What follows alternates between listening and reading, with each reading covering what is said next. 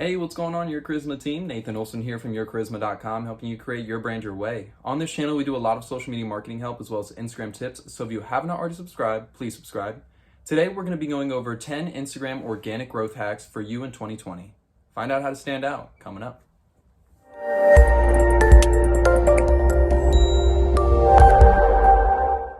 Alright guys, welcome back. So the first stop on our Instagram growth hack journey is going to be posting consistently. That's probably my number one tip and what I stress to people the most. You guys need to be posting consistently and on a regular basis. In order to generate more growth, more engagement, and more reach, you simply need to put yourself more out there. And that means posting more consistently and on a regular basis. You should be coming up with a calendar and or a posting schedule that you can stick to and really provide valuable content on a regular basis to your audience. That's going to be the best way to bring about a stronger, more unified community. It's also important that you guys keep a consistent page feed theme. There's too many Instagram profiles that I see out there that are all over the place. And when your followers are first introduced to your content, they're coming there for a specific style and artistic design that your Instagram feed is going to introduce. When you go around changing that or not keeping it consistent, it's going to be very tough for you to keep a strong, well-knit community centered around your content. After all, they came there for a specific style of content, and if you're not producing it for them or giving it to them on a regular basis, they're not going to follow you and they're not going to engage with your content as well. All right guys, tip number 2. You guys should be utilizing all content types on Instagram. That means not just sticking to Instagram page feed posts. You should be producing content for Instagram stories, IGTV, and you should be going live as well. The best thing since Instagram's algorithm update is that they started promoting more IGTV videos. Therefore, if you're creating IGTV videos on a regular basis, your content will have a higher chance of actually ranking on the Explore page and going viral.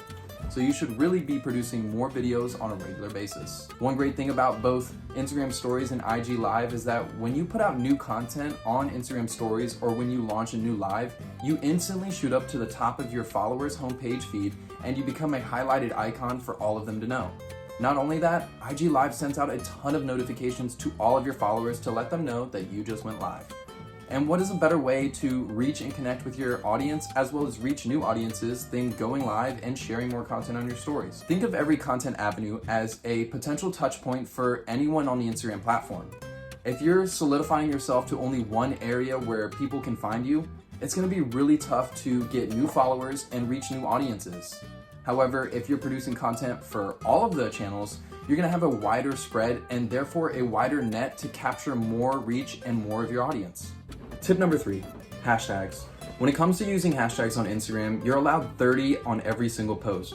You should be utilizing the stair-stepping method that Your Charisma has designed in order to maximize your overall reach and engagement. Thanks to Instagram algorithm updates in 2018, hashtags now have the ability to generate communities around them.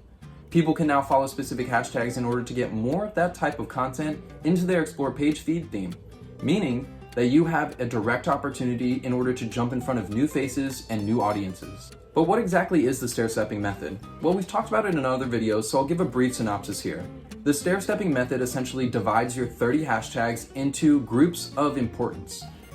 You should be breaking down your hashtags into 3 different groups. 1 should be viral and widespread, 2 should be medium and niche targeted, and 3 should be consistent with your page feed theme.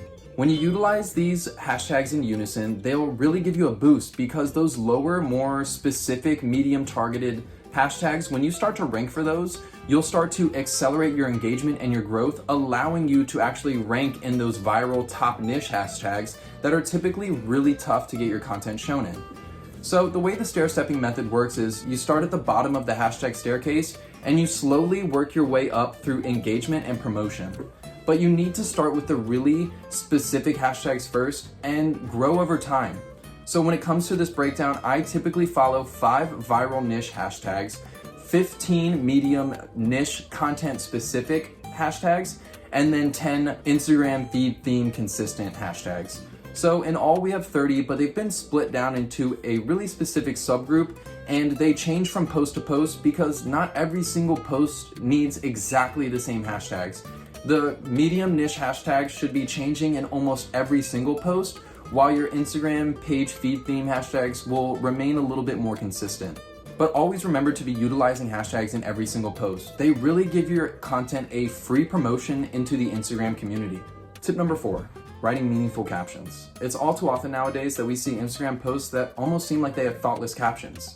And what the influencers and account owners fail to realize is that your captions serve as a place to portray your voice to the people. When your followers read your captions, they really get to look into who you are and maybe what kind of person you are, the characteristics you have, the behaviors you follow. These can all be important insight into the person that you are. So your captions really serve as a place to voice your opinions and voice the characteristics of your brand.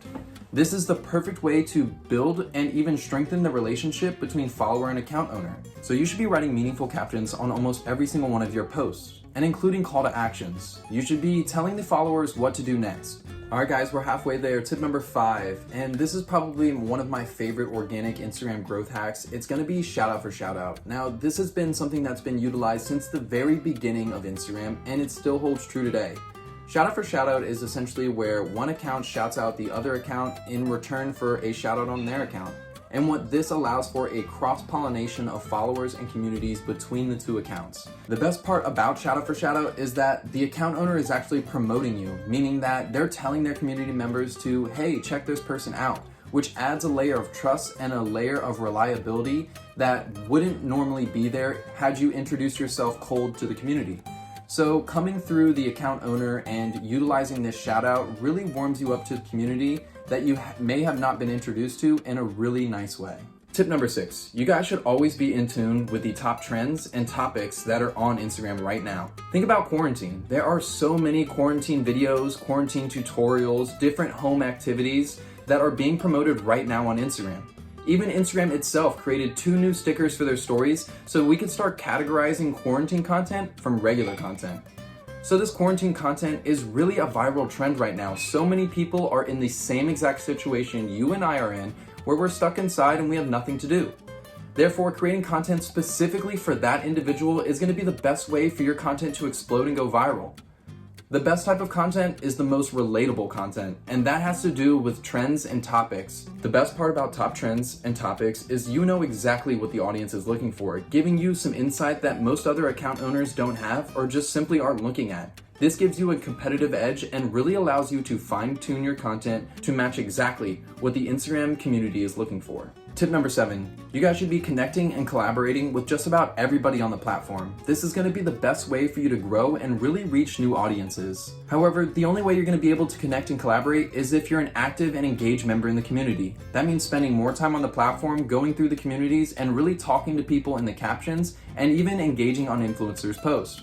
When you start to become a trending member or a really active and engaged member on an influencer's post, they'll start to take notice, and when you first go to strike that collaboration deal with the influencer, they'll be more interested in providing for you because you've been such an active and engaged member on their account, helping them grow and helping them strengthen their community. Connecting and collaborating is similar to a shout out for shout out, but it goes a step further. Maybe we're collaborating on our next piece of content together.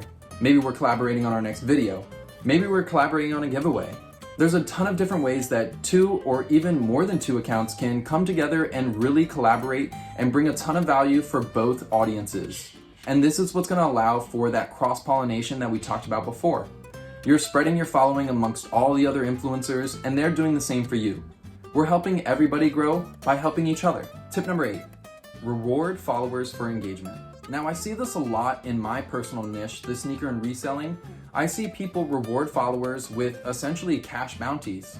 What they do is they say the next random comment or next random like for today will get a $5 reward.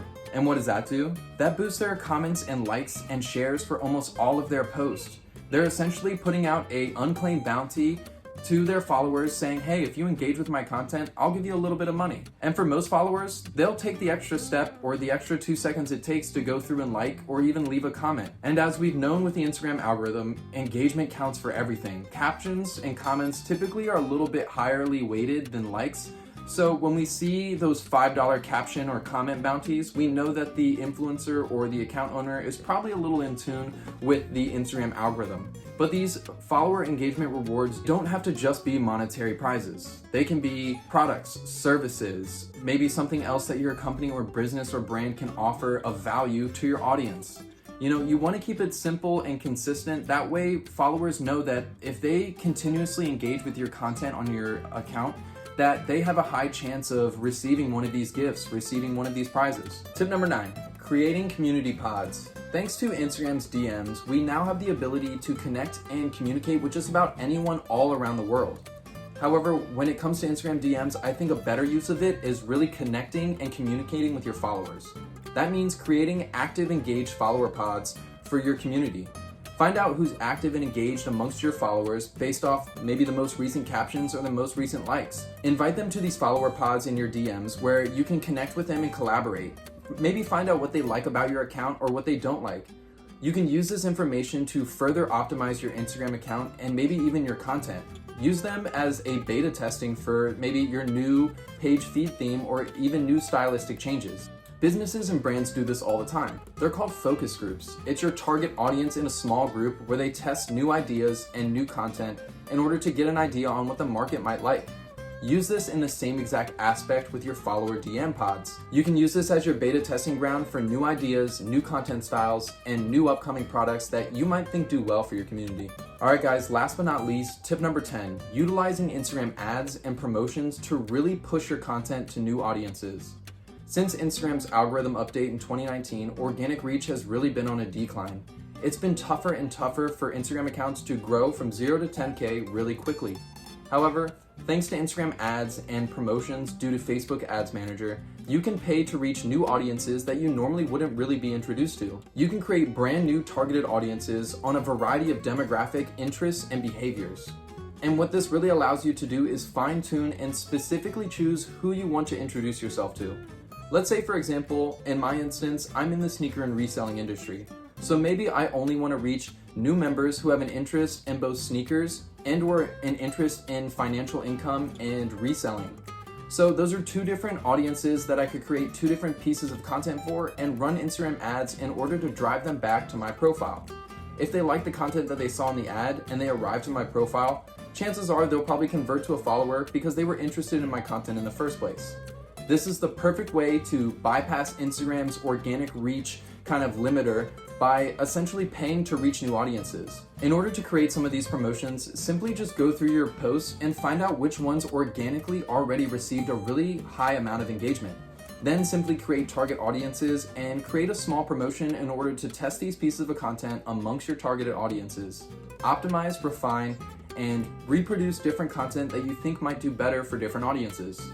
Alright guys, that's going to wrap up this video. I hope you thoroughly enjoyed. Make sure to stay tuned to the next one. If you have any questions, comments, concerns, go ahead and drop them in the comment section down below. I would love to hear any organic growth hacks that you think I missed or that you would maybe need a little bit more follow-up detail on. Go ahead and drop them in the comments below, but I'll see you in the next video.